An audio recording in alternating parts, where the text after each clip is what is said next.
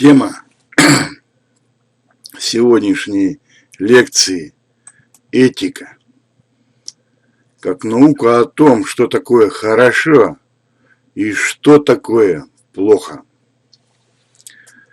Основателем этики был Сократ. Его биография. Он жил в Древней Греции, в Афинах. В V-IV веке до нашей эры. Его отец был беден и работал скульптором или каменотесом. Поэтому Сократ был сторонником демократии.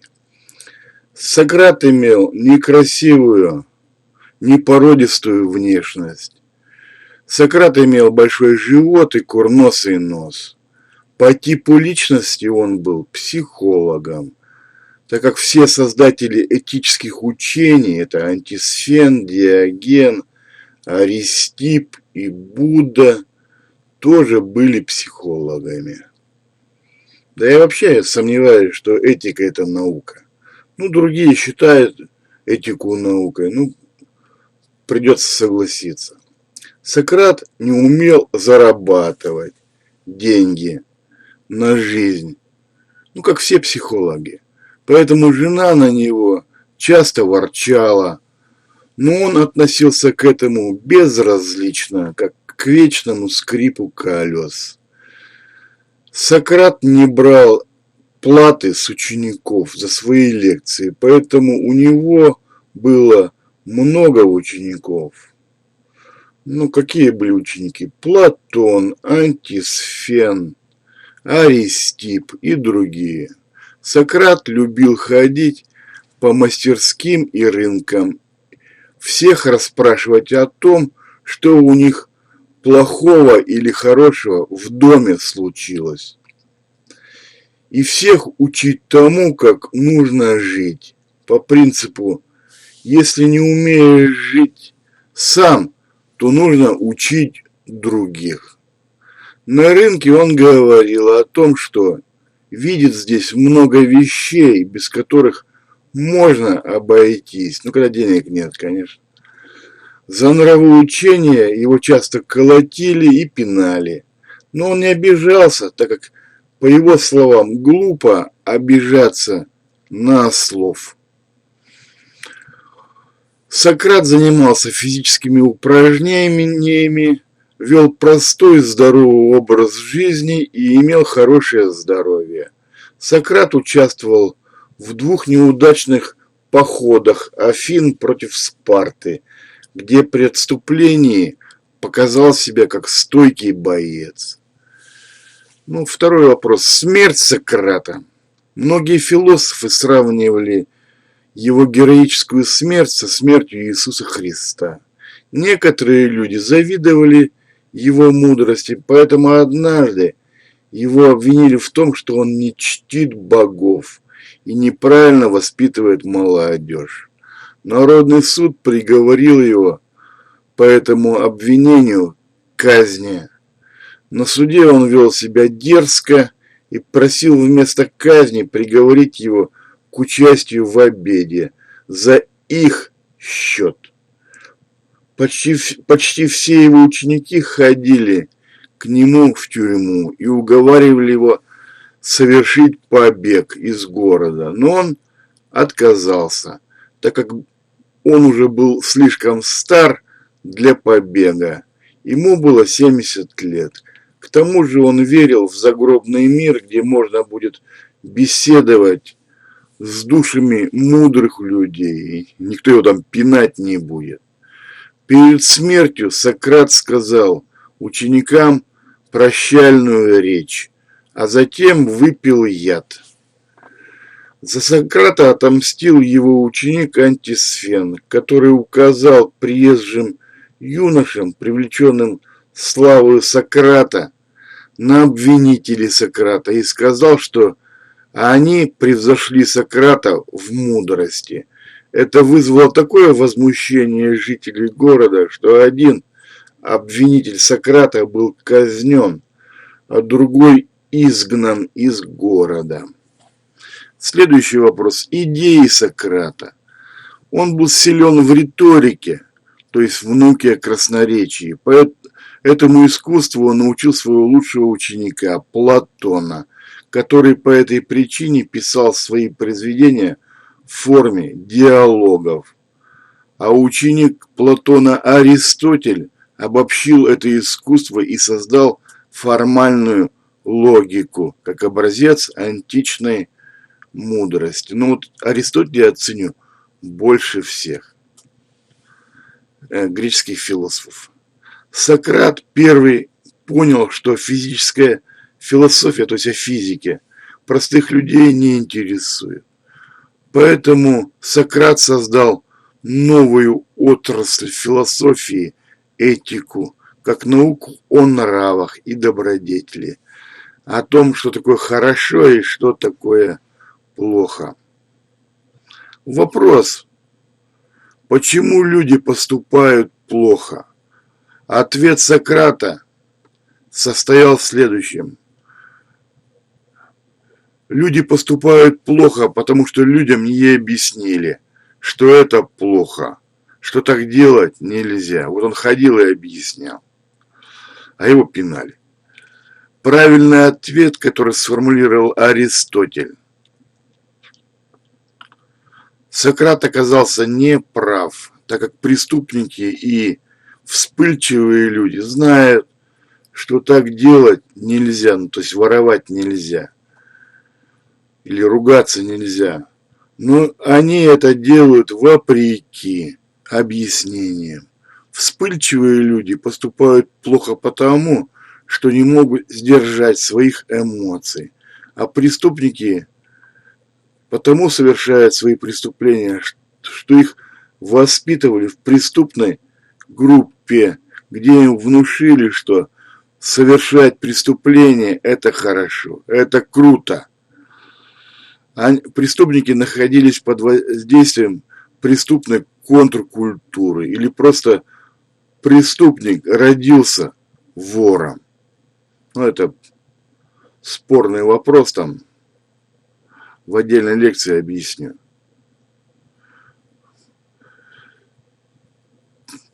Цель жизни, по мнению Сократа, это нравственное самосовершенствование.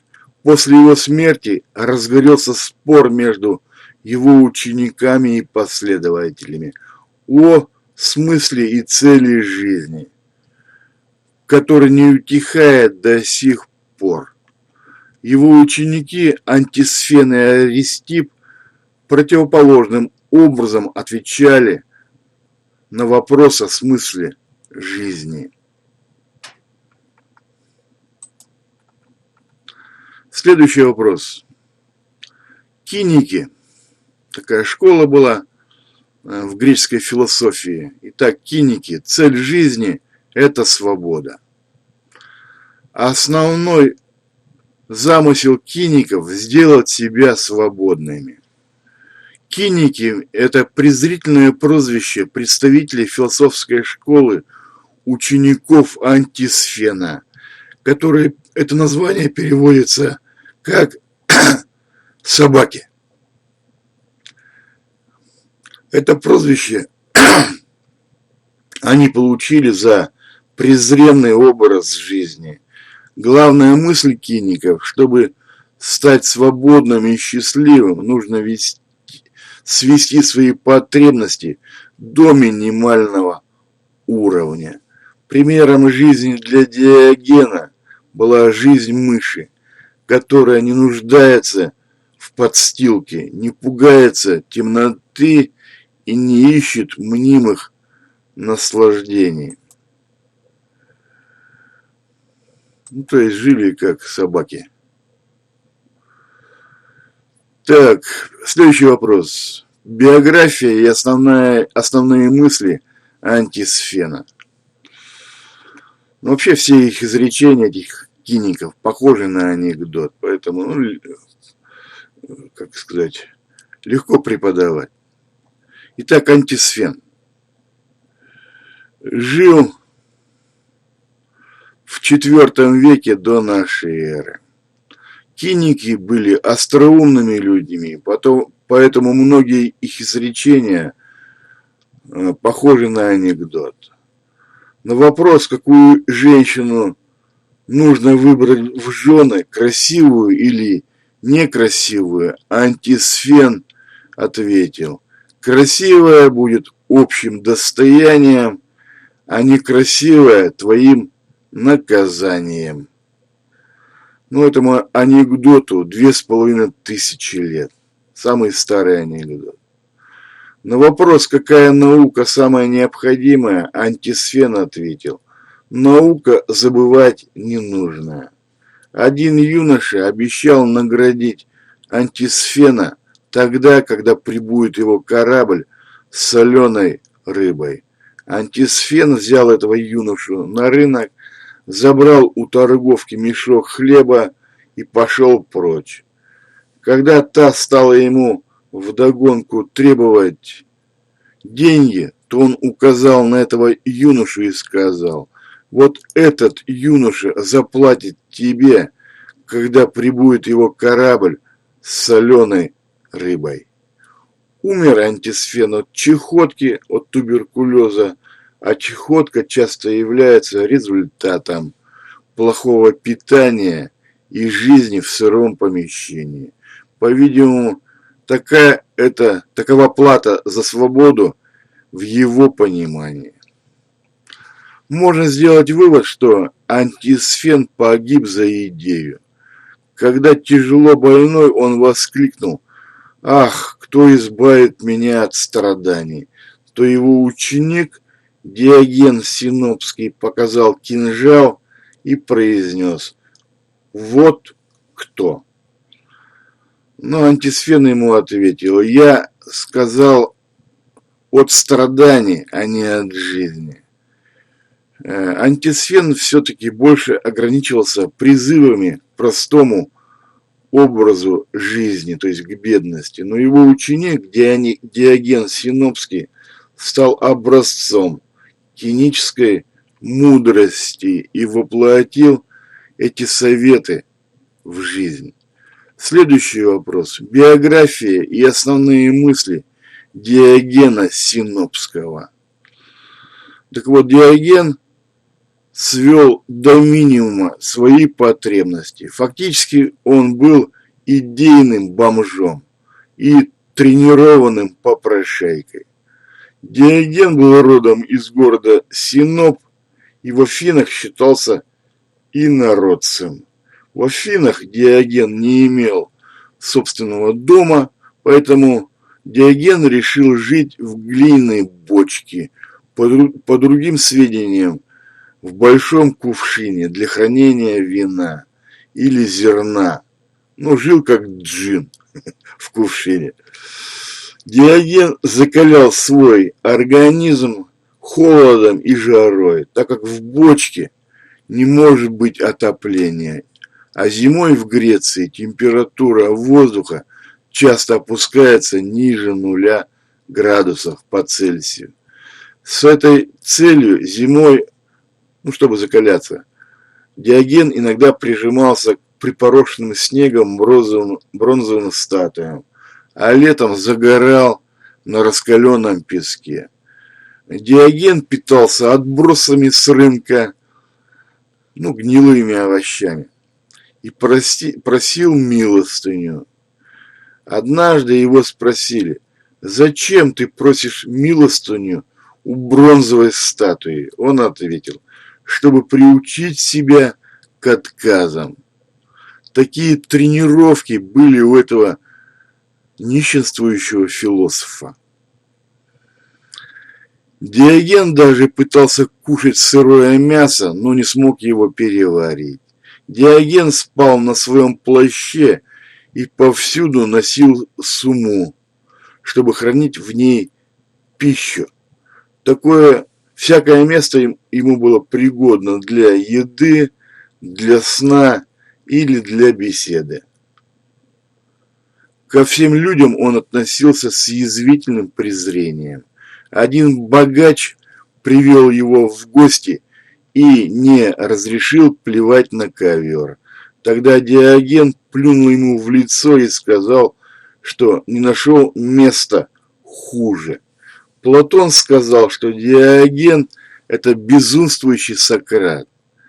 Диоген ответил, что Платон отличается не красноречием, а пусторечием.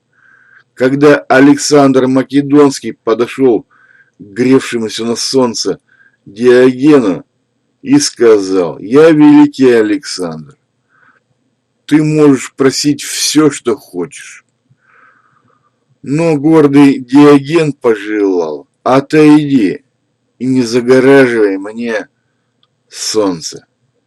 Позднее Александр сказал: «Если бы я не был Александром, то я хотел бы быть Диогеном».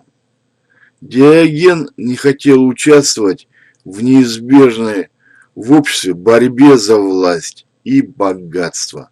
Диоген говорил, что люди соревнуются в том, кто кого столкнет пинком в канаву, но никто не соревнуется в искусстве быть прекрасным и добрым. Следующий вопрос.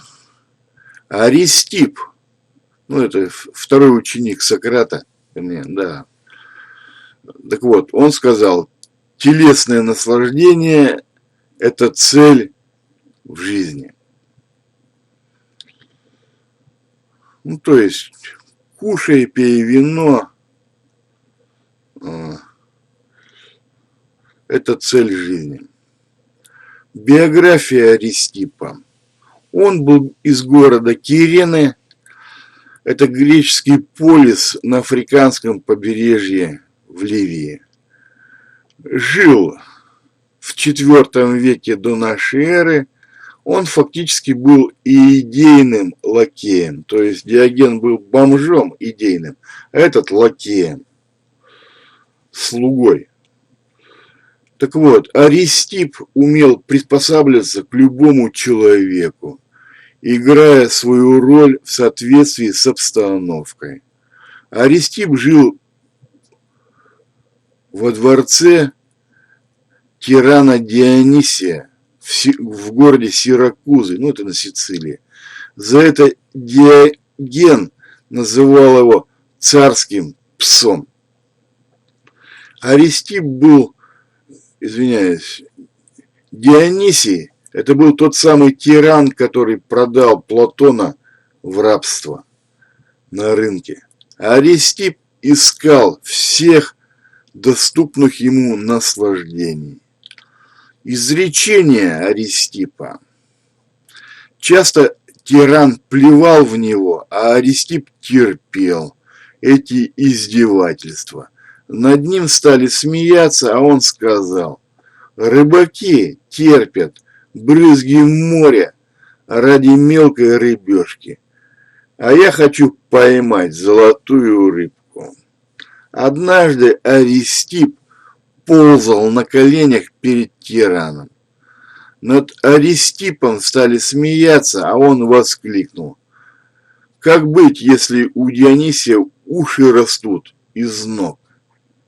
Однажды Аристип просил у тирана денег, а Дионисий заметил: «Ты говорил раньше, что мудрец вроде бы не ведает нужды». А Аристип перебил его: «Дай денег, а затем мы разберем этот вопрос». Тиран дал ему денег.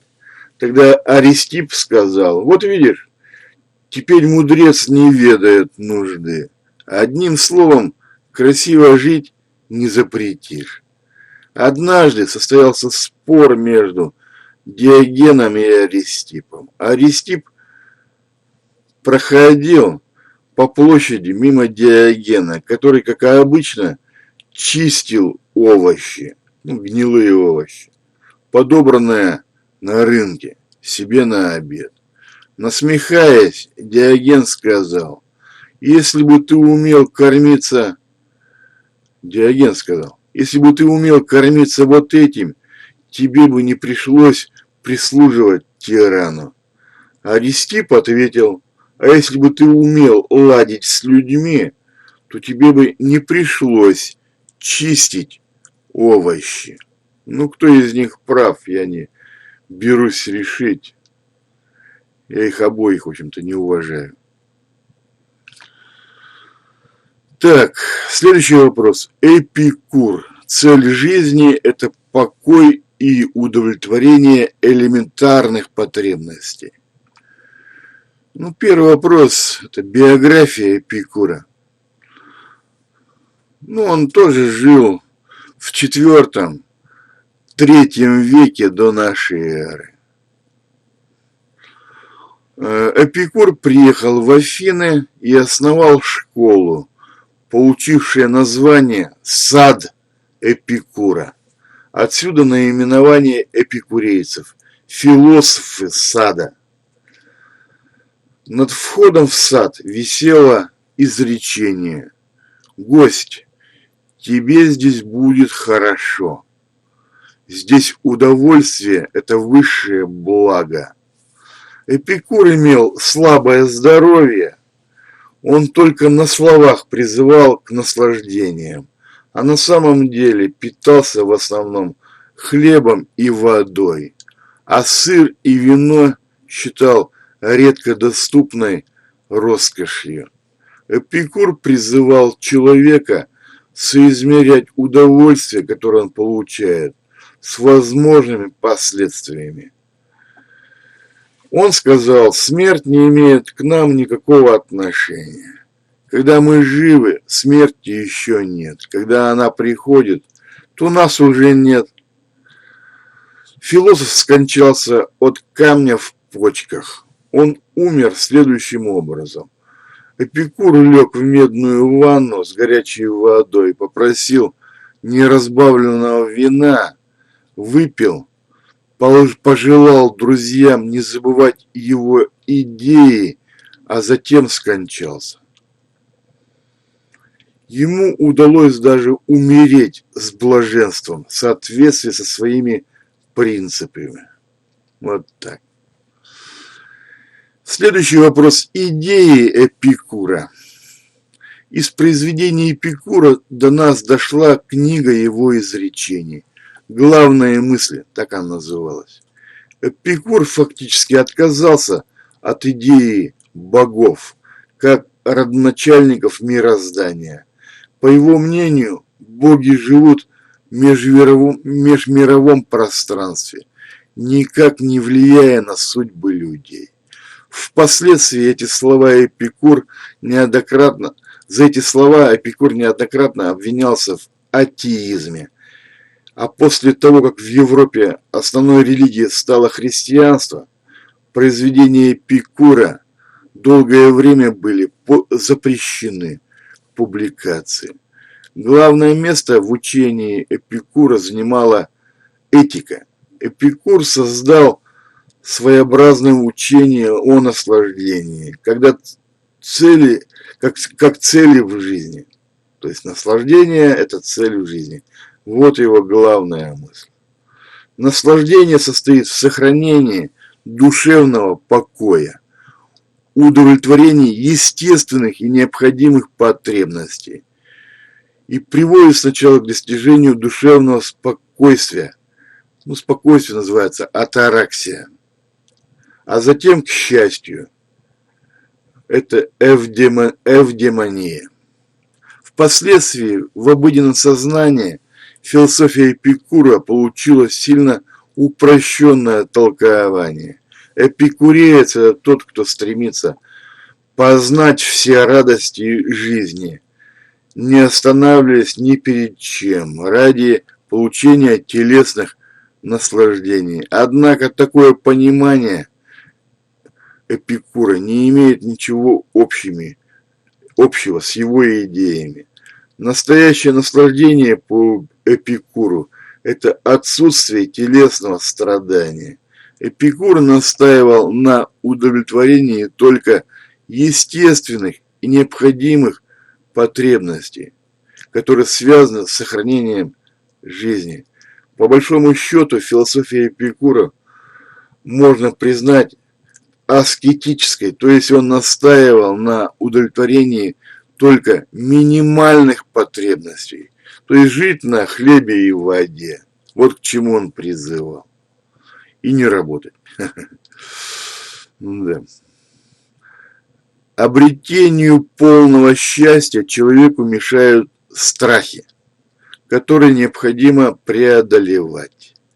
Преодоление страха перед богами заключалось в признании того факта, что боги сами пребывают в постоянном блаженстве и не собираются никоим образом вмешиваться в жизнь людей. Они там где-то существуют, эти боги, в пространстве, и никак не влияют на людей. Эпикур утверждал бессмысленность страха перед смертью, ибо не существует никакой загробной жизни. Сама человеческая душа, будучи материальной, смертна так же, как и тело, то есть со смертью умирает и душа. А значит, ни к чему мучить себя мыслями о том, что будет после смерти. Эпикур высоко ценил радости частной жизни и дружбы. Он призывал к сознательному отказу от жизни общественной. Девизом эпикурейцев стали слова «проживи незаметно». То есть не нужно быть там великим правителем, полководцем. Проживи незаметно, питайся капустой и хлебом. Самым знаменитым эпикурейцем стал римский философ Тит Лукреций Кар, который в своем поэтическом произведении о природе вещей донес до нас многие мысли Эпикура. Так, главные школы и направления в древнегреческой этике. Первое. Аскетизм.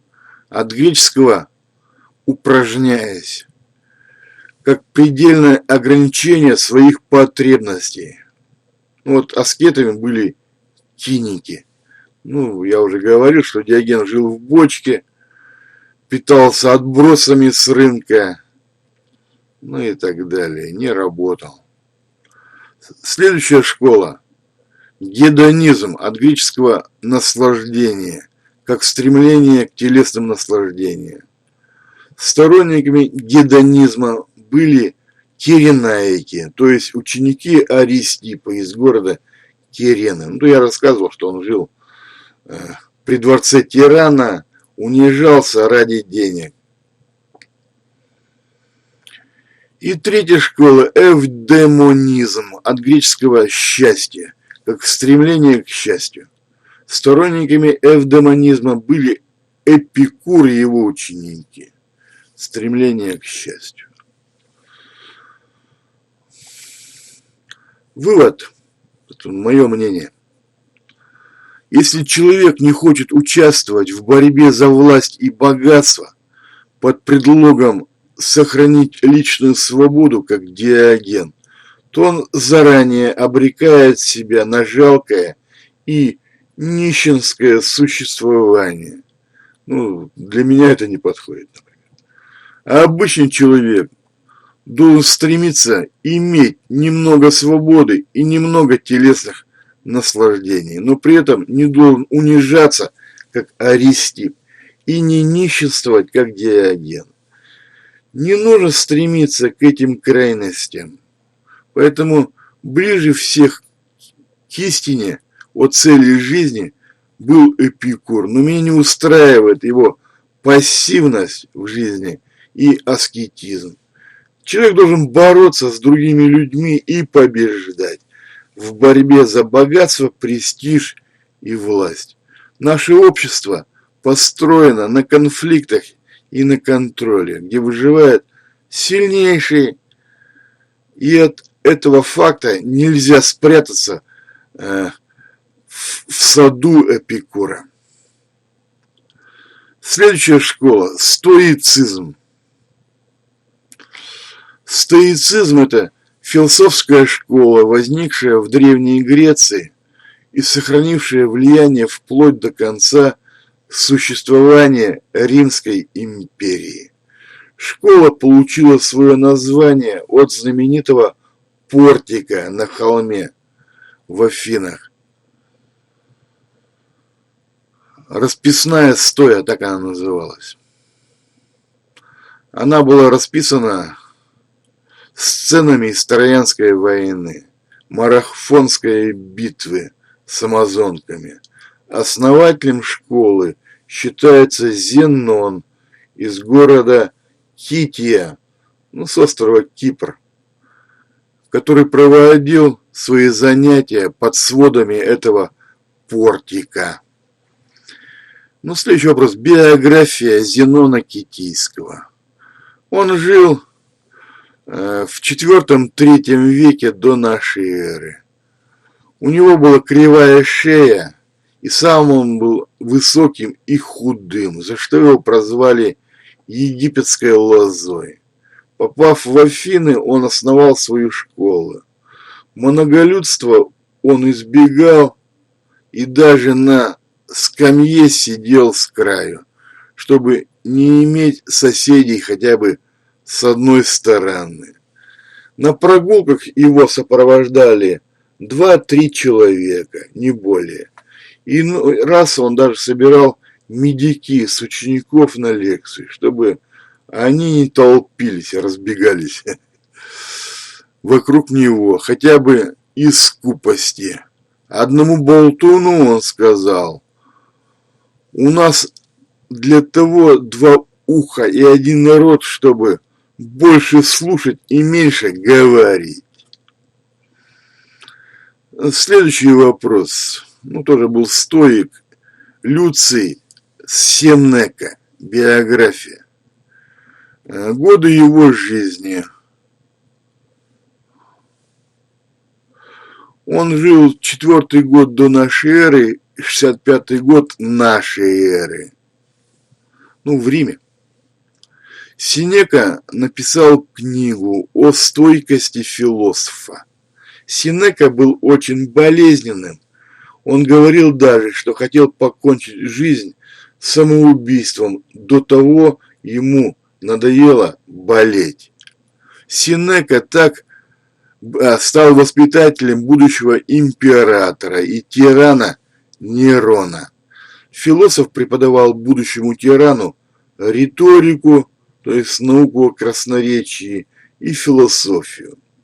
По приказу жены Агриппины император Клавдий был отравлен, и новым императором стал его сын Нерон. Юный император был совершенно лишен дара красноречия. Раз тоже, видимо, психологом был Нерон, да, и он был тираном-психологом. И был вынужден обращаться к услугам Сенеки для составления своих речей. Эти заслуги оплачивались так щедро, что состояние Сенеки за короткое время достигло колоссальных размеров. Скоро, впрочем, все переменилось. Дикие страсти Нерона стали проявляться во всем своем безобразии. Нерон скучал в обществе своей жены и попал под влияние известной красавицы Попеи Сабины. Ее советы побудили Нерона к решению убить свою мать Агриппину. После убийства Агриппины Сенека просил уволить его, причем все свое имущество он возвращал императору. В это время жестокость Нерона достигла уже высших пределов. По приказу Нерона каждый день убивали знатных римских граждан. Тиран был, психолог. Сенека, наконец, добился отставки. Император сначала хотел отделаться от опасного свидетеля своих преступлений с помощью яда. Хотел отравить Сенеку. Но Сенека ограничил свой рацион овощами и чистой водой из опасения отравы. В 1965 году сенатор Гай Пизон составил неудачный заговор против Нерона. Этот повод позволил Нерону приговорить Сенеку к смерти. Получив известие о приговоре, философ стал утешать своих друзей и уговаривать их не плакать. Затем Сенека вскрыл себе вены и поучал до последней минуты, но не мог умереть без нравоучений. Вывод. Сенека – это отличный пример человека и философа, на которого то и дело сыпались удары судьбы, но он, как мог, сохранял спокойствие с помощью стоической философии.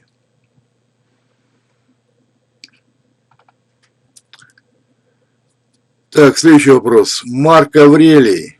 Полное имя Марк Анний Катилий Север. Ну, это был римский император. Годы жизни. Ну, в общем, он жил во II веке нашей эры.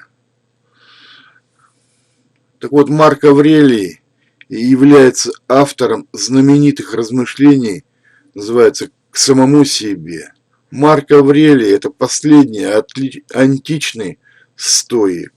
После смерти отца он был усыновлен императором Антонием Пием и получил прекрасное образование. Он изучал философию и живопись. Ну, психолог был, понятно, слабак, поэтому воевать не умел. По совету учителя и под влиянием усвоенных им философских воззрений будущий император начал спать на голых досках, накрываясь звериной шкурой. В 161 году нашей эры скончался император Антонин Пий, и началось совместное правление Марка Аврелия со сводным братом Луцием Вером, продолжавшееся до смерти Луция в январе 169 года, после чего Марк Аврелий правил единолично. Не обладавшему воинственным характером Аврелию пришлось многократно участвовать в военных действиях. Все его правление сопровождалось чередой военных конфликтов и восстанием претендентов на императорский престол. Германские племена продолжали тревожить границы империи. Римскую империю потрясали стихийные бедствия, то есть эпидемия чумы, голод, наводнения и землетрясения. На пустующие земли к северу от Дуная римляне стали приглашать на поселение варварские племена, требуя от них лишь защиты римских границ. Ну, германцев пригласил. Это были первые шаги по заселению иноземцами отдаленных рубежей империи. Марк Аврелий сделал сына Коммода своим соправителем. Это вот снято в фильме «Гладиатор», как его сын убил отца. В 178 году Марк Аврелий возглавил поход против германцев. Ему удалось добиться больших успехов. Но римские войска настигла эпидемия чумы, а император скончался от этой болезни. То есть навыдумывали, ну кто его знает, навыдумывали режиссеры фильма «Гладиатор». В общем, пациент мертв, и там уже причина смерти не установишь. То ли убили его по приказу сына, то ли от чумы скончался. После смерти Марк был официально обожествлен. Марка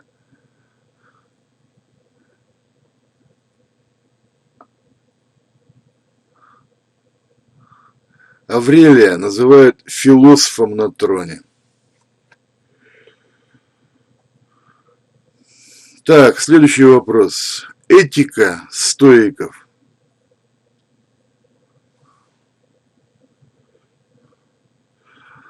Ход мировых событий не зависит от воли человека. Как сказал Сенека, глупо строить планы на всю жизнь, не будучи господином даже завтрашнего дня. Внешняя свобода человека состоит лишь в сотрудничестве с судьбой. Сенека говорит, кто согласен, того судьба ведет за руку, кто не согласен, того она тащит за шиворот. То есть верили в судьбу, не нужно бороться с судьбой. Главная мысль стоиков, когда рушилась Римская империя и на человека сыпались удары судьбы, человек должен был не впадать в отчаяние. Человек должен сохранять внутреннее спокойствие, так как никто не мог предотвратить этих катаклизмов истории. Счастье достижимо лишь в том случае, когда покой души не нарушает никакой эффект, чувство или желание.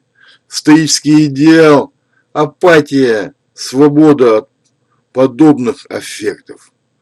Различаются 4 вида аффектов. Это удовольствие, отвращение, вожделение и страх. Их необходимо избегать. Достигнутая гармония – это и есть счастье.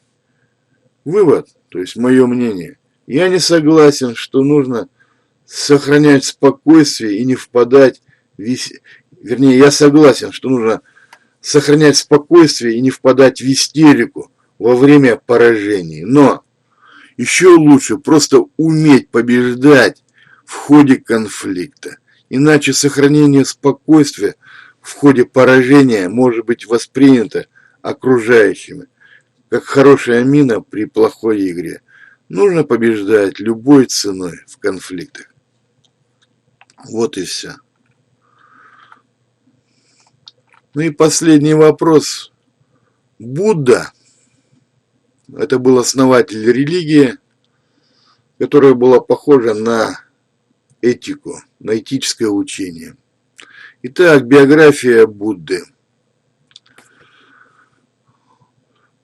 Ну, он жил в VI-V веке до нашей эры.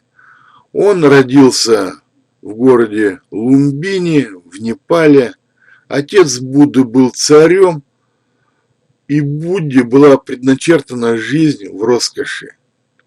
Но он был психологом, поэтому искал какое-то нравственное самосовершенствование, и роскошная жизнь во дворце его не устраивала.